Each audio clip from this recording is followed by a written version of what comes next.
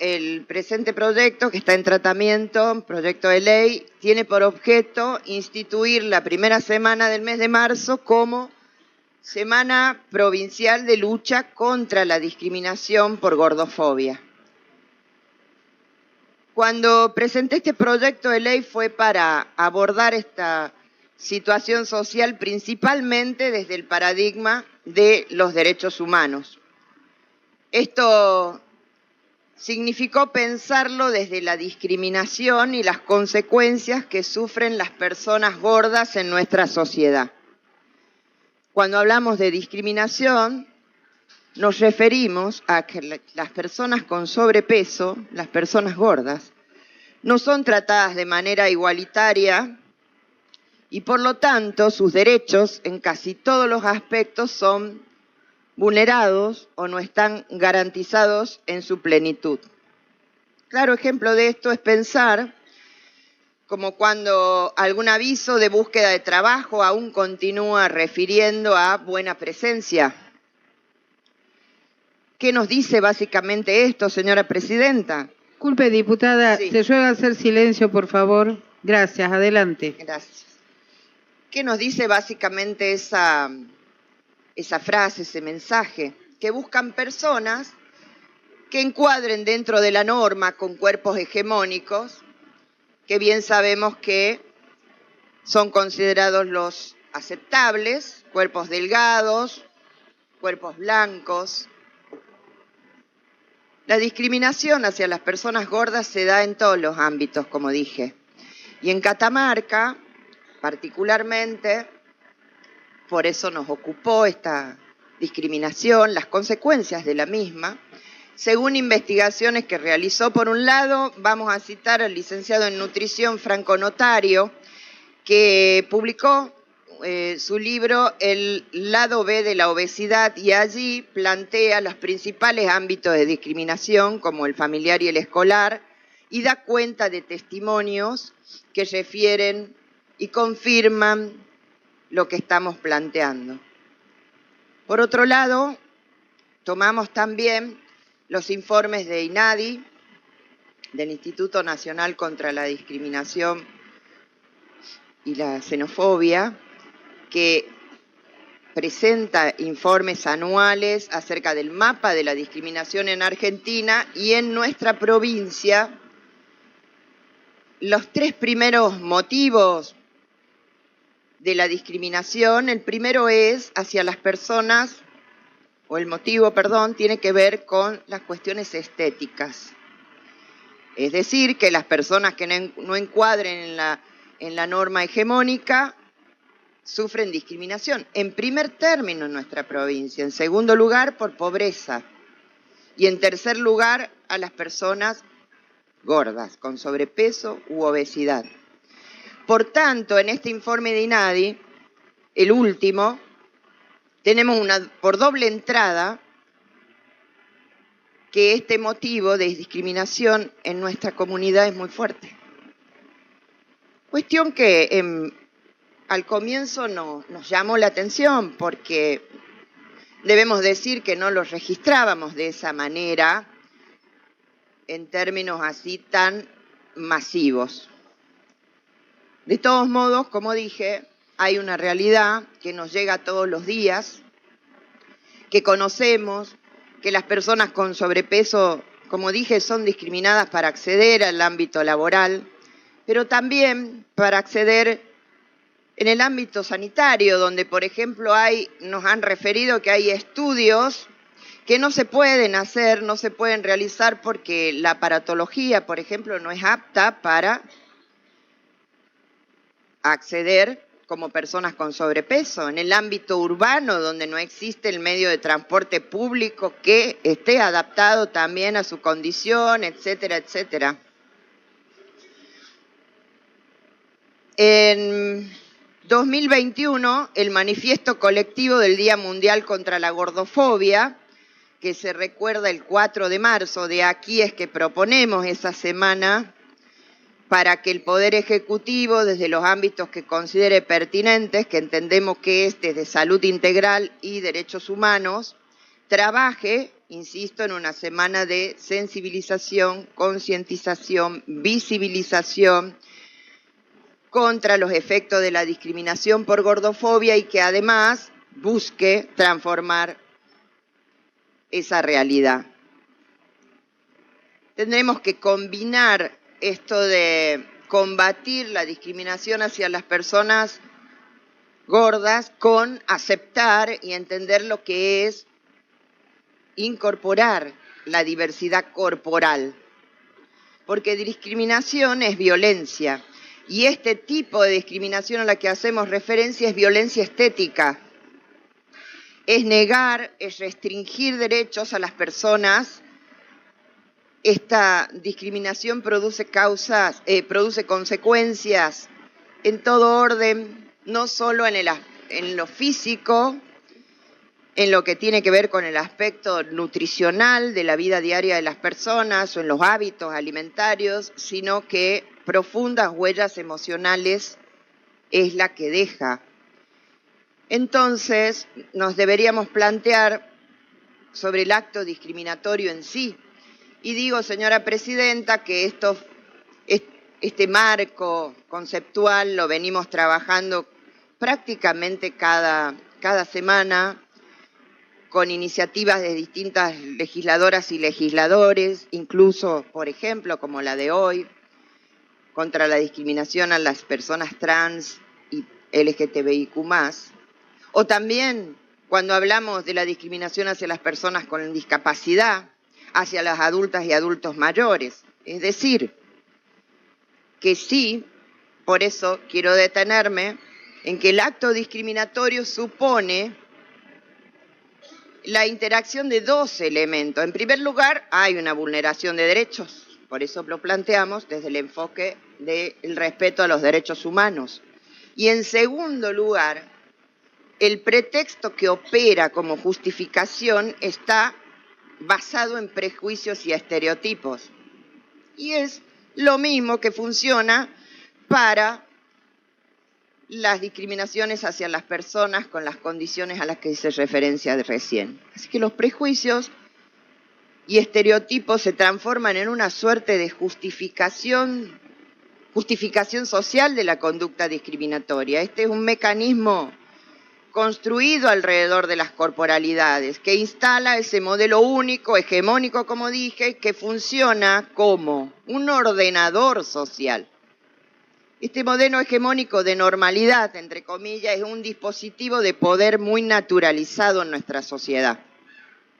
Por eso es que hemos decidido ocuparnos particularmente también de la situación que atraviesan las personas con sobrepeso. Y véase, señora presidenta, que no me refiero a obesidad exclusivamente, porque además es un término que está planteado desde la visión o en la mirada médica,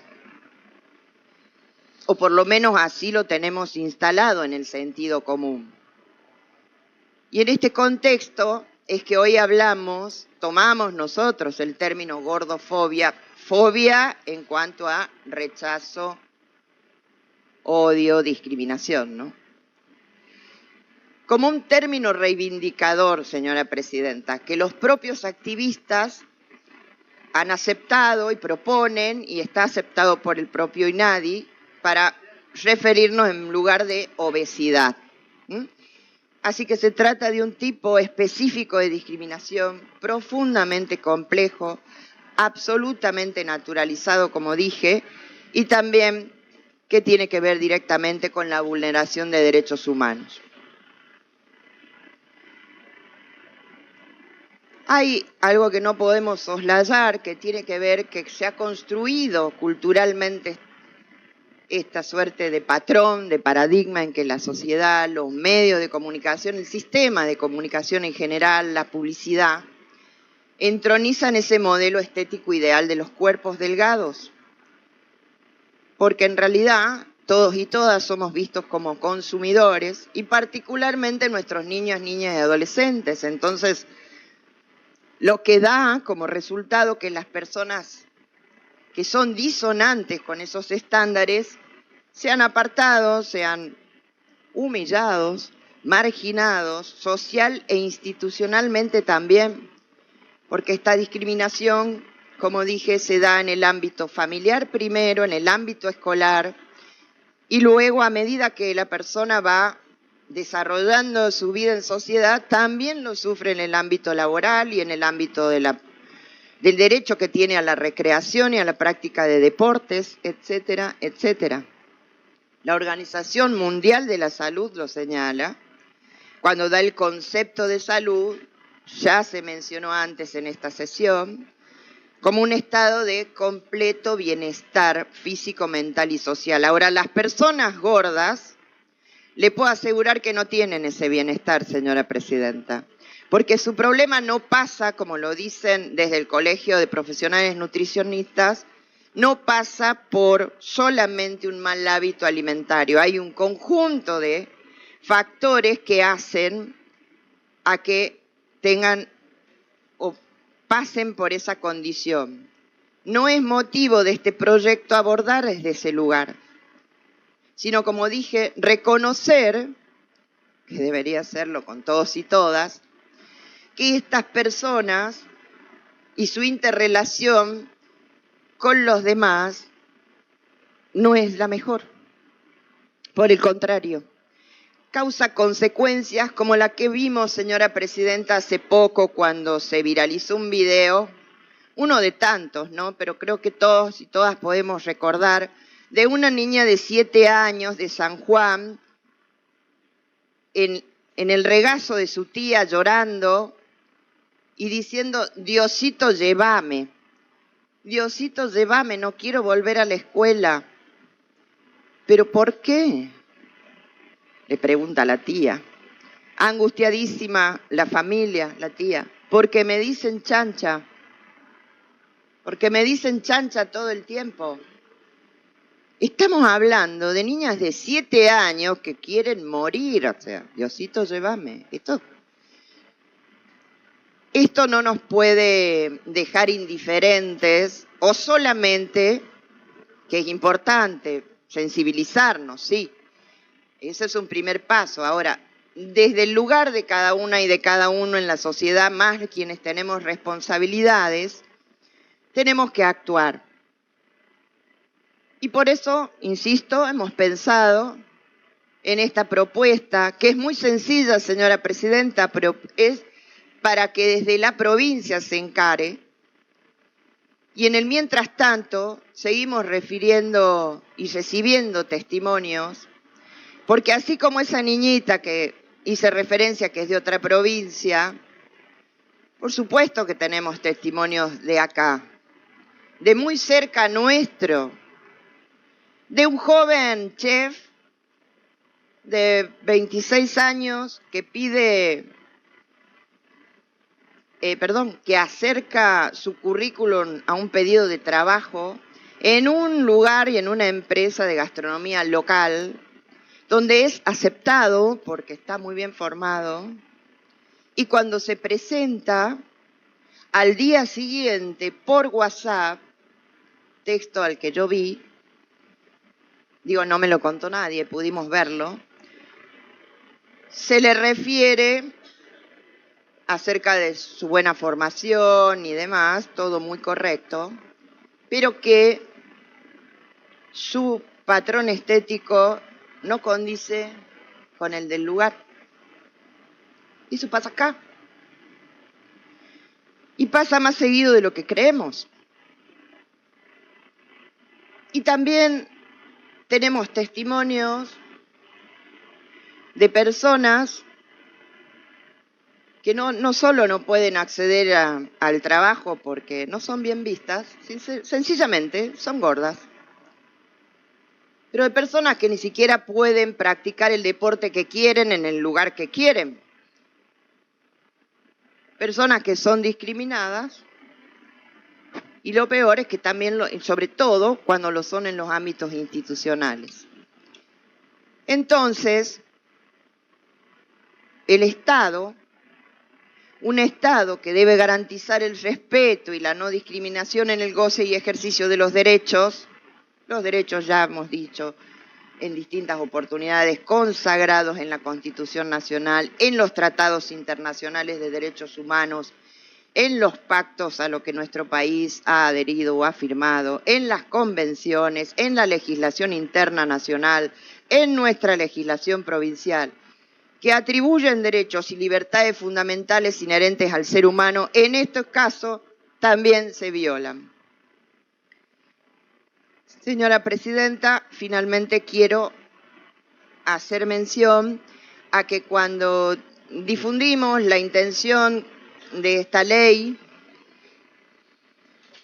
desde el Colegio de Profesionales en Nutrición se comunicaron e inmediatamente estuvimos articulando y trabajando en conjunto, porque ellos mismos refieren que para llevar adelante el acompañamiento y el tratamiento hace falta un contexto que es psico, bio, social, cultural, que hay que modificar si efectivamente queremos acompañar y ayudar a las personas que atraviesan estas situaciones.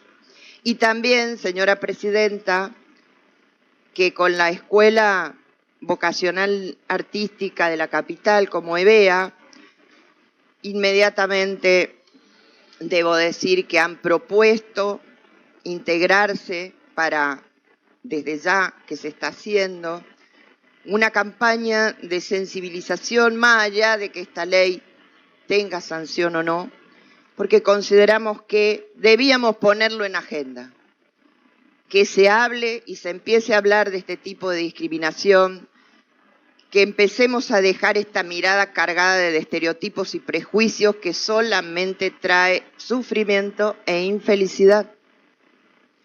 Es tan fuerte y tan simple como eso. Y particularmente referirme a la voluntad política de la Intendencia de la Capital, porque fuimos a proponerle en conjunto esta idea y fue aceptada desde la Dirección de Participación Ciudadana del municipio de la Capital.